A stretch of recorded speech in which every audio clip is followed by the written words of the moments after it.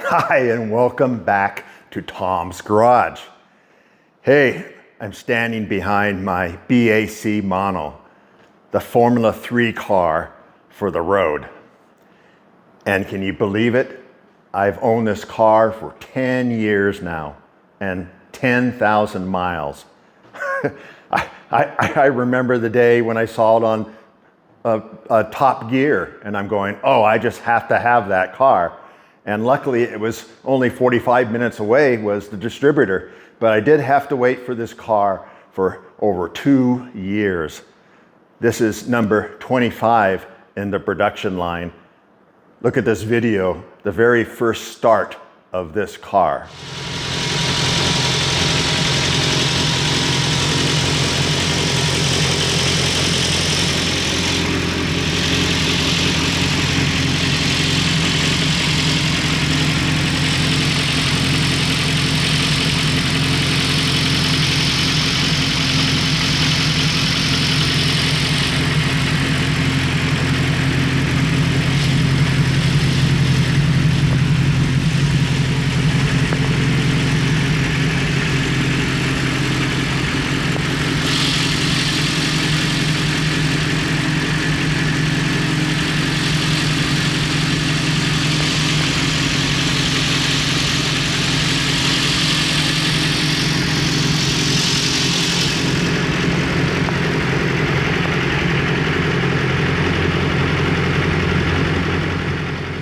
That looks pretty cool with the body off, huh?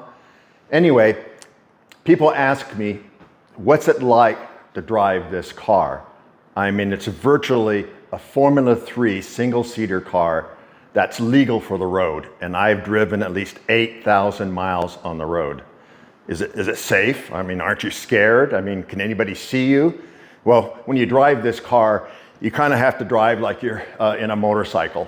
You know, you just need to make sure that you're not in anybody's blind spots, and if you are, you're through there quickly so you can maneuver out of any unlikely scene accidents or whatever. When I first had this car, the only close call I had when I was taking it out and breaking it in was I came up behind a truck a little bit too close, and it started to back up. And I'm freaking out. I'm not used to the car yet because I've only had maybe an hour driving in the car. And I'm trying to find reverse and trying to find my horn and so forth. I finally found it, and other people around me are honking their horn. And luckily, he only got this close to me. I actually got it in reverse finally, but that's the only close call I've had with this car. And let's get on to the next thing. People ask me 3 questions. They go, what's it like to drive? Do you feel safe in it? And how's maintenance? So let's cover those. Driving around in a Formula car on a regular basis has its challenges, and one is a regular stop to the gas station. As you can see here, this is the fueling area, and you notice that it's only about 10 inches from the cockpit where you're sitting, your leather area. And right below it is the air intake that has a foam cover on it that's oiled to catch the dirt. It's right below it. Now, if you ever had a spillage there, that would completely destroy this foam. It would just dissolve by the fuel.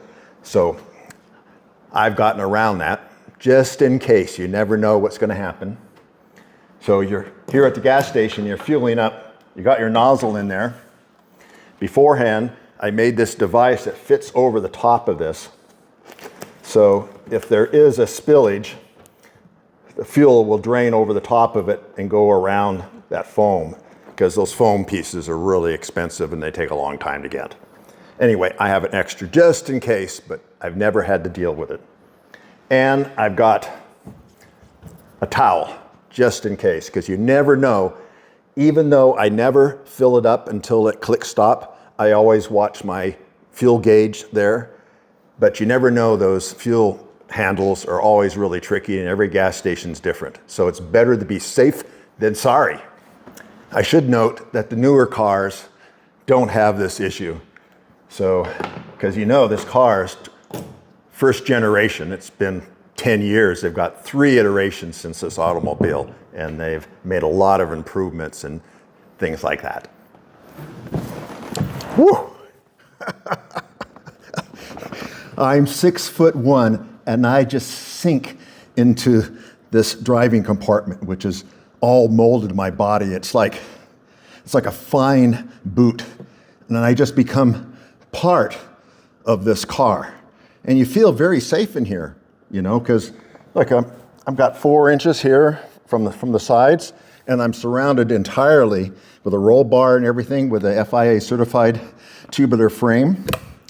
I mean, and driving a 1-seater is nothing quite like it. Nothing.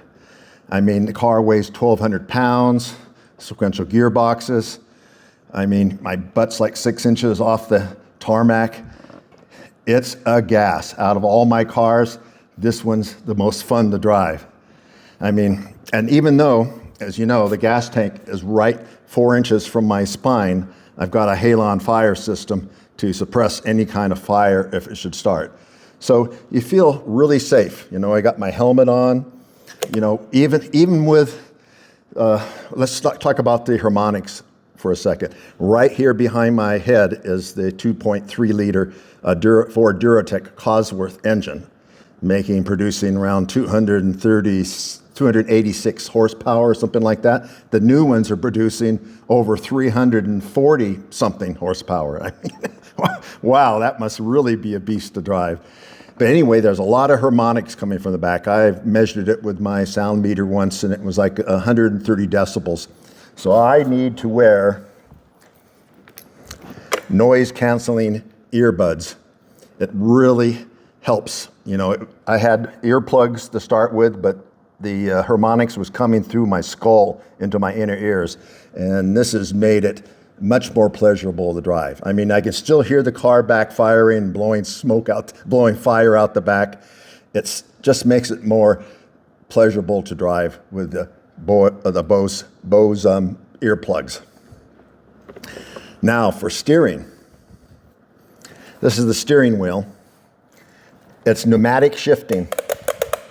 Pneumatic shifting because it's a sequential gearbox. And when you stop at a signal, you need to come down through the gears and be in first gear before you cut it into neutral. Now, if you don't come down through the gears and you forget and you come to a stop, you could be stuck in one of those gears and you'd be sitting here rocking your car to try to get it out of gear, and everybody would be honking at you, going, hey, get that thing moving. But when you come to a stop, you got to be in first gear to get it started again. Anyway, let's go over the steering wheel for a second. You've got the horn, which I couldn't find, and you've got lights, you've got blinkers on both sides, you've got emergency flashers, you've got your neutral button, and a bunch of other miscellaneous lights and controls for the screen here. So it just clips right on in like this, and you're ready to go. Let's check out the engine. So as I said, the engine is pneumatic shifting. It means it's got a compressor that compresses like a nail gun going off that jams them in the gear. Check out this video.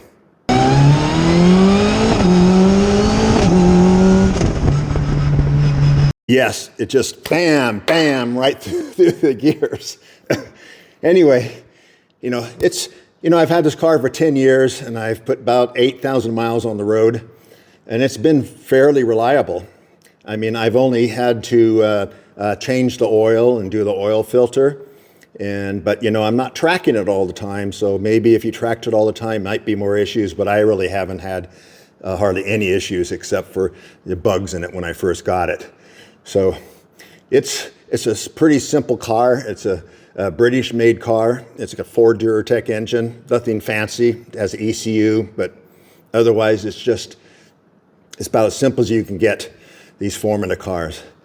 But anyway, it's been a joy having this car for 10 years, and I'm going to have it for another 10 years. And one thing I like most about the Mono is that you can't gain any weight. Otherwise, you won't fit in it. Thanks for watching Tom's Garage.